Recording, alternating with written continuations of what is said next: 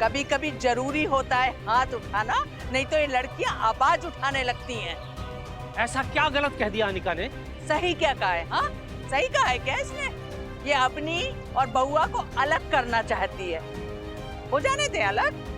आप भी यही चाहते हैं तो बताओ हमें, और अगर चाहते हैं तो हर रोज दुखी हो होकर हमसे क्यों कहते हैं सुमन जी कुछ कीजिए, सुमन जी कुछ कीजिए? बताइए आप। पर गलत का साथ देना भी तो सही नहीं है। बस त्रिवेदी जी, आप अपना दोगलापन अपने पास रखिए। अपना आदर्शवाद झाड़कर आप अपनी पोती की नजरों में महान बन सकते हैं, पर हम आपकी रग रग से वाकिफ हैं। बउआ अगर ऐसा है तो क्यों है, ये कभी सोचा है आपने? क्योंकि त्रिवेदी जी आप भी हमेशा से ऐसे ही थे। दुनिया का हर मर्द ऐसा ही होता है। अनिका, अगर तुम्हारे पापा गलत है ना, तो तुम्हारे दादू भी गलत हैं। तो डॉक्टर साहिबा क्या करना चाहिए? अवनी को, शिखर को छोड़ देना चाहिए और हमें इनको।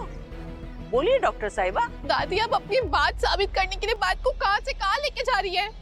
हम तुमको समाज का आईना दिखा रहे हैं। ऐसा ही चलता आया है और ऐसा ही चलता रहेगा।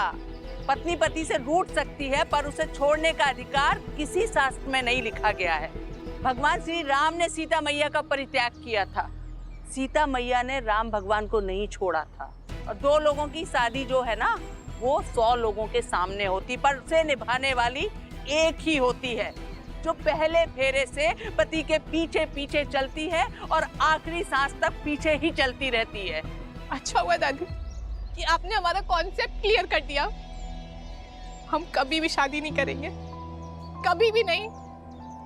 तमन्ना ने भी ऐसा ही सोचा होगा जब वो तुम्हारी उम्र की होगी।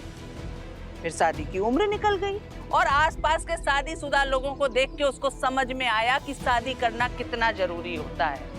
तभी एक शादीशुदा आदमी के पीछे पड़ गई।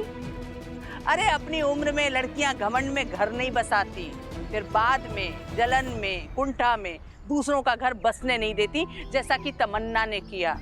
इसीलिए सच यही है कि एक औरत का अकेले जीवन बिताना नामुमकिन है। चाहे कुछ हो जाए, किसी की जान चली जाए, पर अवनी को शिखर के साथ रहना ही होगा।